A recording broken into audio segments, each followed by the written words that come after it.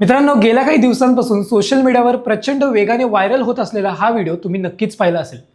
रायगड जिल्ह्यातील ऐतिहासिक जंजिरा किल्ल्यावर गेलेल्या काही पर्यटकांना तिथल्या स्थानिक मुस्लिम समाजातील काही तरुण अडवले।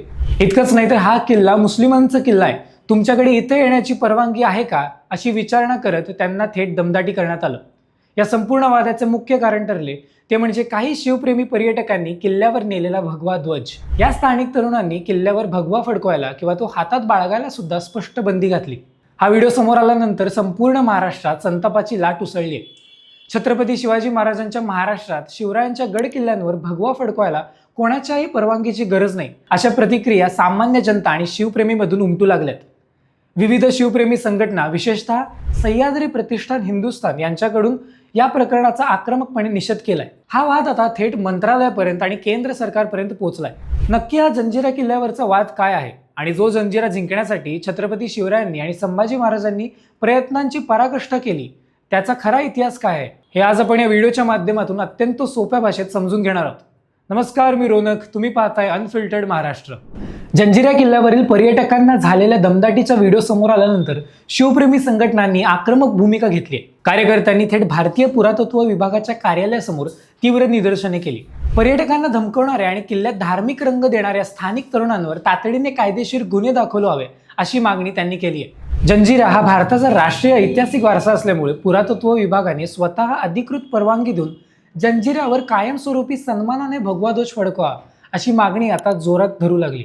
या वादात आता राजकीय नेत्यांनीही उडी घेतली। भाजपाचे आमदार संजय केळकर यांनी या प्रकरणावर तीव्र आक्षेप घेत सरकारला जाब विचारलाय, तर भाजपाचे प्रदेशाध्यक्ष रवींद्र चव्हाण यांनी थेट केंद्रीय पर्यटन आणि सांस्कृतिक मंत्र्यांना अधिकृत पत्र लिहून जंजिरा किल्ल्यावर भगवा ध्वज फडकवण्याची परवानगी देण्यात यावी, अशी स्पष्ट मागणी केली आहे। हा वाद समजून घेताना आपल्याला जंजिरा किल्ल्याच्या त्या इतिहासाकडे जावं लागेल ज्याने अनेक शतके परकीय आक्रमकांना धडकी भरवली होती। जंजिरा हा केवळ एक किल्ला नसून तो अरबी समुद्रात उभा असलेला एक अजिंक्य जलदुर्ग आहे। जंजिरा हा शब्द अरबी भाषेतील जझीरा या शब्दावरून आलाय, ज्याचा अर्थ बेट असा होतो। सुरुवातीला हा किल्ला असा दगडी आणि विशाल नव्हता।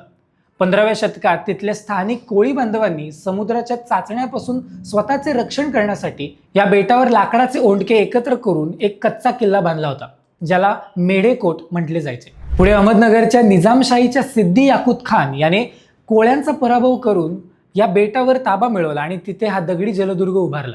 जंजिरा किल्ल्यावर सिद्दी घराण्याची सत्ता होती। हे सिद्धी मूळचे आफ्रिकेतील इथिओपिया या भागातून आलेले एक योद्धे होते। समुद्रात लढण्यात अत्यंत पटाईत असलेले हे सिद्धी खूप क्रूर आणि लढाकू होते। त्यांनी जंजिरेला इतके मजबूत केले की तो भारताच्या इतिहासातील एकमेव अजिंक्य किल्ला ठरला, ज्याला कोणीही सहज जिंकू शकले नाही। छत्रपती शिवाजी महाराजांनी आपल्या संपूर्ण आयुष्यात अनेक गड किल्ले जिंकले, पण जंजिरा जिंकण्याचं त्यांचं स्वप्न काही कारणामुळे अपूर्ण राहील। शिवरायांनी सिद्धींचा पराभव करण्यासाठी जंजिऱ्यावर अनेक आक्रमण केले।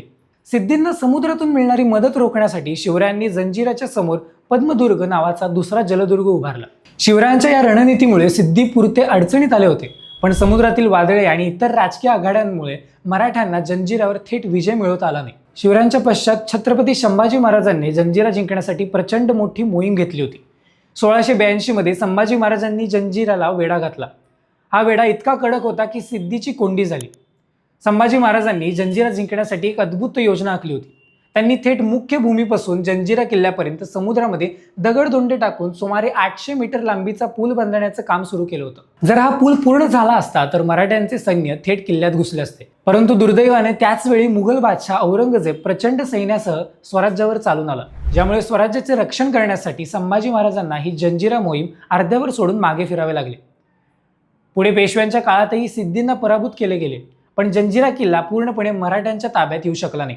अखेर 1947 मध्ये भारत स्वातंत्र्य झाल्यानंतरच हा किल्ला अधिकृतपणे भारताच्या भागात आला। ऐतिहासिकदृष्ट्या पाहता जरी या किल्ल्यावर दीर्घकाळ सिद्धी शासकांचे राज्य राहिले असले आणि शिवराय शंभूराजांनी तो मिळवण्यासाठी संघर्ष केला असला, तरी आज हा किल्ला कोणाच्या खाजगी मालकीचा नाही आहे। आज हा किल्ला भारत सरकारच्या पुरातत्व विभागाच्या ताब्यात असलेला एक राष्ट्रीय स्मारक आहे।